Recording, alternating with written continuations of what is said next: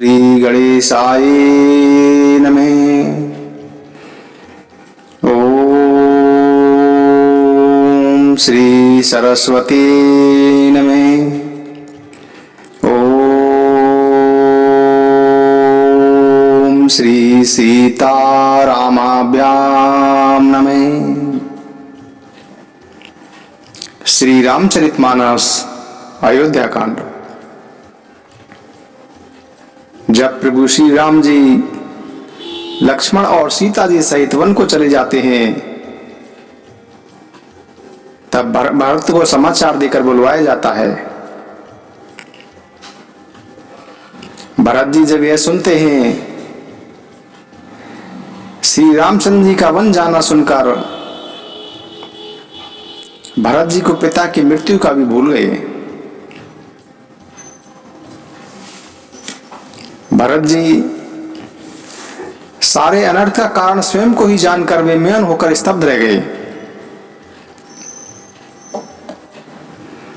पुत्र को व्याकुल देखकर कैकेयी उसे समझाने लगी, मानो जले हुए पर नमक लगा रही हो। कैकेयी बोली कि हे तात, राजा शोष करने योग्य नहीं है। उन्होंने पुण्य और यश कमाकर उसका पर्याप्त भोग किया है। जीवन काल में ही उन्होंने जन्म लेने के संपूर्ण फल पा लिए और अंत में वे इंद्रलोक को चले गए हैं। ऐसा विचार कर सोच और चिंता छोड़ दो और समाज सहित नगर का राज्य करो। भरत जी यह सुनकर अत्यंत सहम गए, मानो पके घाव को अंगार छू गया हो। भरत जी ने धैर्य धरकर लंबी सांस लेते हुए कहा कि हे पापनी, तूने सभी प्रकार से कुल का नाश कर दिया। यदि तेरी ऐसी अत्यंत दुष्ट इच्छा थी तो तूने मुझे जन्म लेते ही क्यों नहीं मार डाला। तूने पेड़ को काटकर पत्ते को सींचा और मछली को जीवित रखने के लिए पानी को ही उलेस दिया। मुझे सूर्य जैसे वंश, दशरथ जी जैसे माता पिता, राम लक्ष्मण जैसे भाई मिले, पर हे जननी, मुझे जन्म देने वाली माता तू हो गई। विधाता पर कुछ भी वश नहीं चलता। अरे कुमति, जब हृदय में यह बुरा विचार तेरे आया था, उसी समय तेरे हृदय के टुकड़े क्यों नहीं हो गए। वरदान मांगते समय तेरे मन में तनिक भी पीड़ा नहीं हुई। तेरी जीभ क्यों नहीं गल गई, तेरे मुंह में कीड़े क्यों नहीं पड़ गए। राजा ने तेरा कैसे विश्वास कर लिया। लगता है विधाता ने मरते समय उनकी बुद्धि हर ली थी। वैसे भी स्त्रियों के हृदय की गति विधाता भी नहीं जान सकते। वह कपटों, पापों और अगुणों की खान होती है। फिर राजा ठहरे सीधे, सुशील और धर्मपरायण, वे भला स्त्री स्वभाव को कैसे पहचानते। अरे संसार के जीव जंतुओं में ऐसा कौन है जिसे श्री रघुनाथ जी प्राणों के समान प्यारे नहीं हैं। वे श्री राम जी भी तुझे वैरी लगे। अरे तू कौन है, मुझे सच सच बता दे, तू कौन है। अब तू मुंह काला करके मेरी आंखों से कहीं दूर चली जा।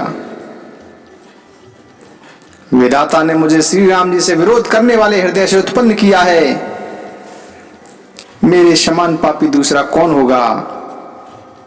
मैं व्यर्थ में ही तुझे कुछ कहता हूं, वह सब बेकार है। माता की कुटिलता सुनकर शत्रुघ्न जी के भी शैव अंग क्रोध से जल उठे, पर उनका कुछ वश नहीं चलता था।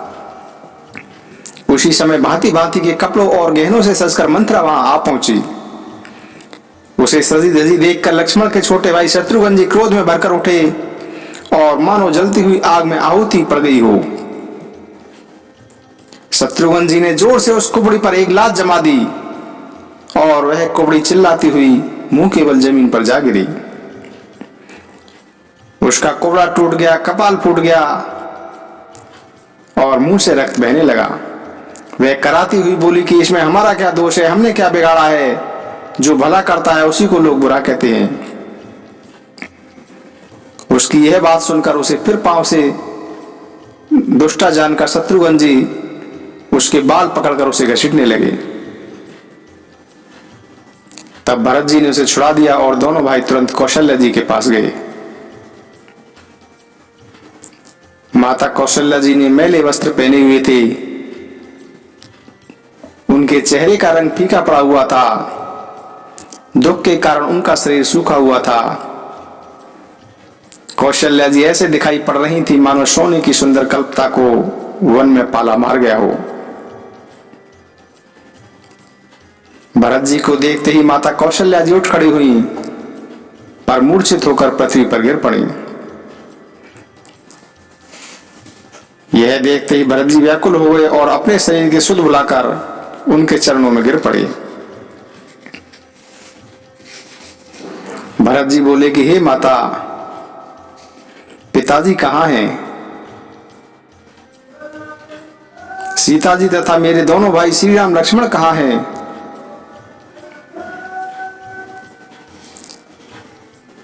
कैकेयी ने संसार में जन्म क्यों लिया, और यदि जन्मी ही तो फिर ब्याज क्यों न रह गई? जिसने कुल कलंकी, अपयस के भाजन और प्रियजनों के द्रोही मुझ जैसे पुत्र को उत्पन्न किया, तीनों लोकों में मेरे समान अभागा कौन होगा? हे मां, जिसके कारण तुम्हारी यह दशा हो रही है। हे माता, पिताजी स्वर्ग में हैं और श्री राम जी वन में हैं। केतु के समान केवल मैं ही इन सब अनर्थों का कारण हूं। मुझे धिक्कार है। मैं बांस के वन में आग उत्पन्न हुआ और दाह दुख और दूसरों का भागी बना। भरत जी के इस प्रकार के वचन सुनकर माता कौशल्या जी फिर संभल कर उठी। उन्होंने भरत को उठाकर छाती से लगा लिया और नेत्रों से आंसू बहाने लगी।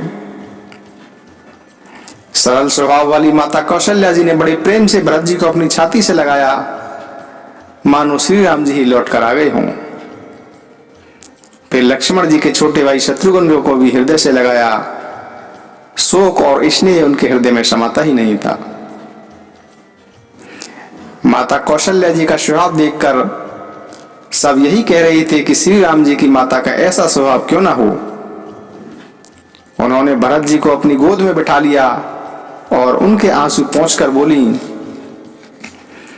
कि हे वत्स, मैं बलैया लेती हूं, तुम भी धैर्य धारण करो, बुरा समय जानकर शोक का त्याग कर दो तथा काल और कर्म की गति को अमिट जानकर हृदय में हानि और दुख मत मानो।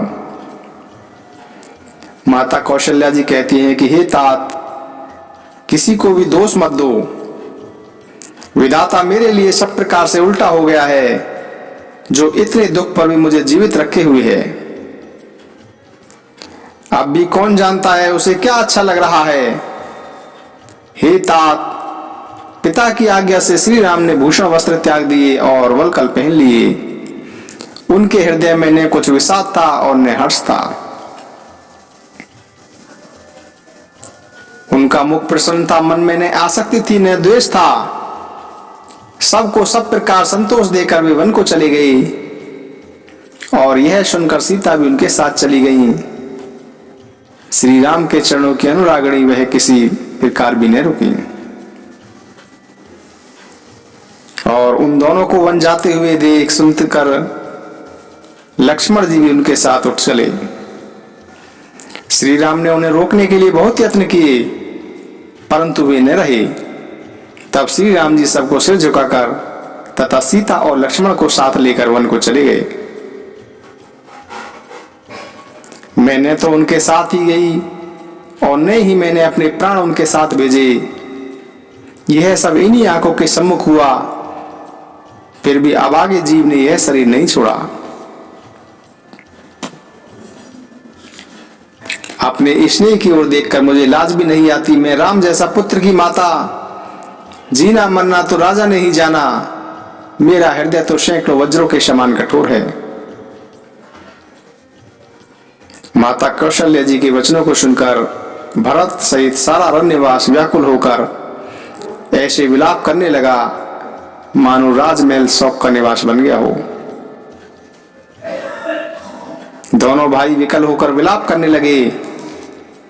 तब माता कौशल्या जी ने उनको अपने हृदय से लगा लिया, अनेक प्रकार से भरत जी को समझाया और अनेक विवेक भरी बातें उनको सुनाई। भरत जी सब माताओं को पुराण और वेदों की सुंदर कथाएं कहकर समझाने लगी। दोनों हाथ जोड़कर भरत जी छल रहित पवित्र और सुंदर वाणी बोले। भरत जी कहते हैं, जे अग मातु पिता सुत मारे, गाई गोट महिषुर पुरजारी, जे अगतिय बालक बद कीने, मित महिपति माहुर दीने।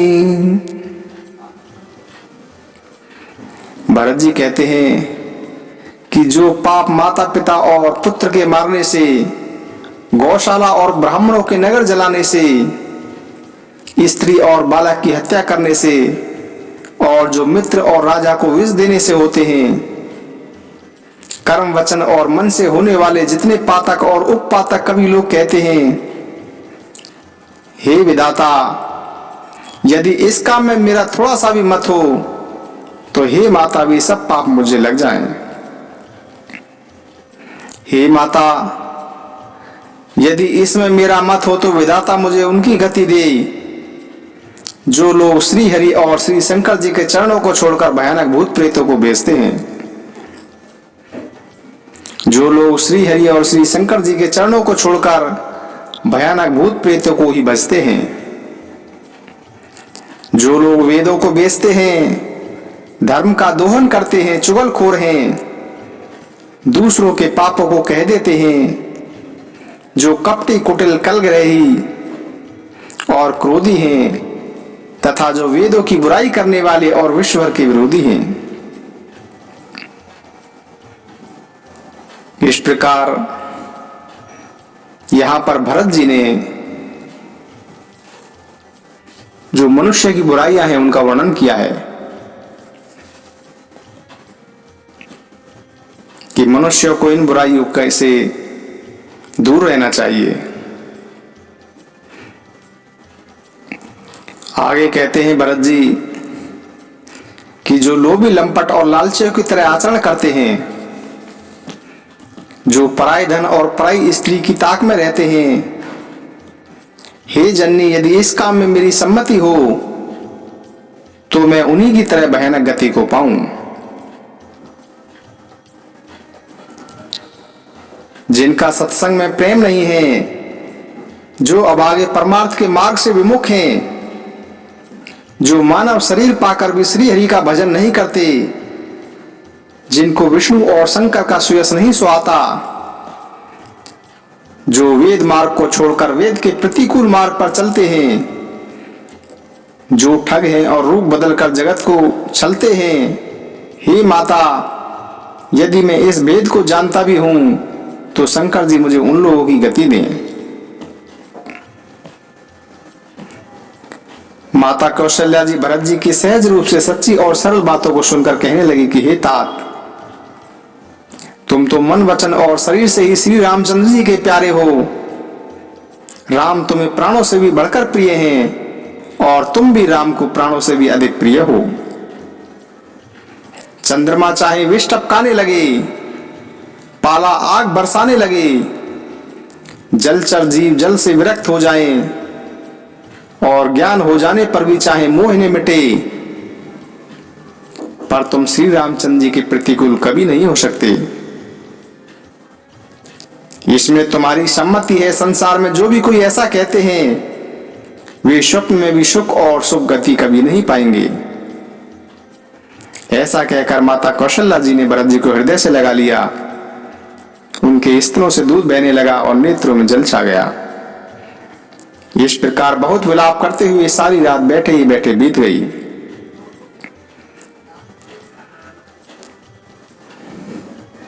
तब वामदेव जी और वशिष्ठ जी आए। उन्होंने सब मंत्रियों तथा श्रेष्ठ जनों को बुलाया। फिर मुनि वशिष्ठ जी ने परमार्थ के सुंदर समय अनुकूल वचन कहकर बहुत प्रकार से भरत जी को उपदेश दिया। गुरु वशिष्ठ जी ने कहा कि हे तात, हृदय में धैर्य धारण करो और आज जिस कार्य को करने का अवसर है उसे करो। गुरुजी के वचन सुनकर भरत जी उठे और उन्होंने सब तैयारी करने के लिए कहा। वेदों में बताई हुई रीति के अनुसार राजा की देह को स्नान कराया गया और परम विचित्र विमान बनाया गया।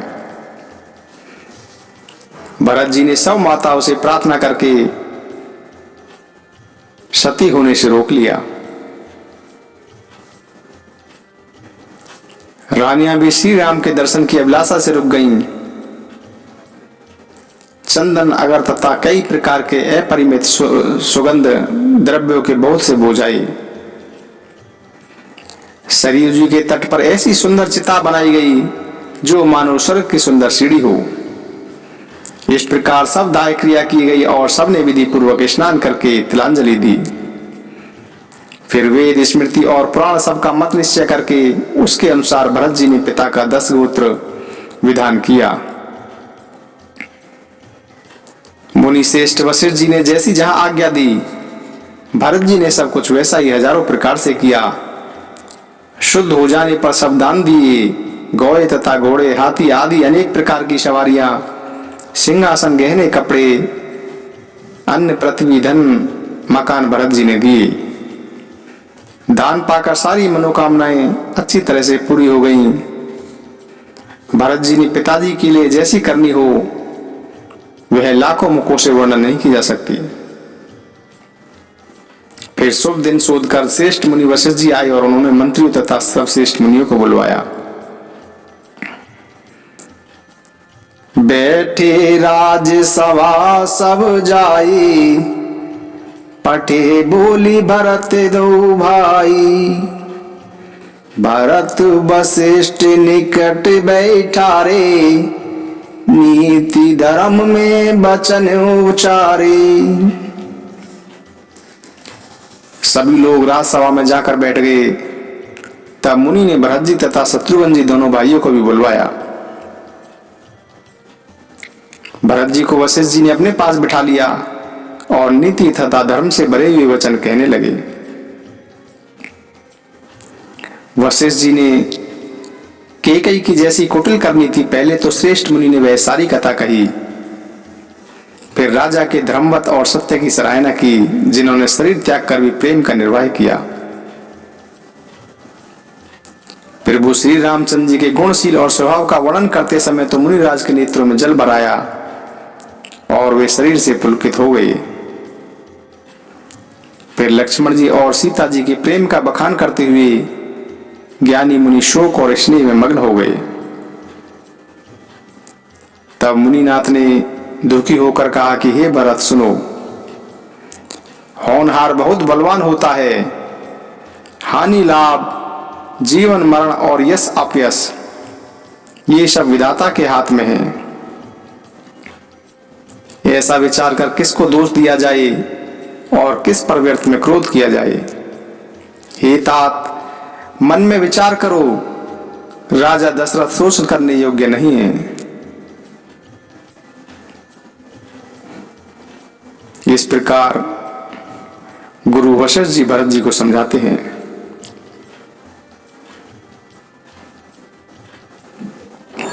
श्री राम जय राम जय जय राम। श्री राम जय राम जय जय राम। श्री राम जय राम जय जय राम। श्री राम जय राम जय जय राम। श्री राम जय राम जय जय राम। श्री राम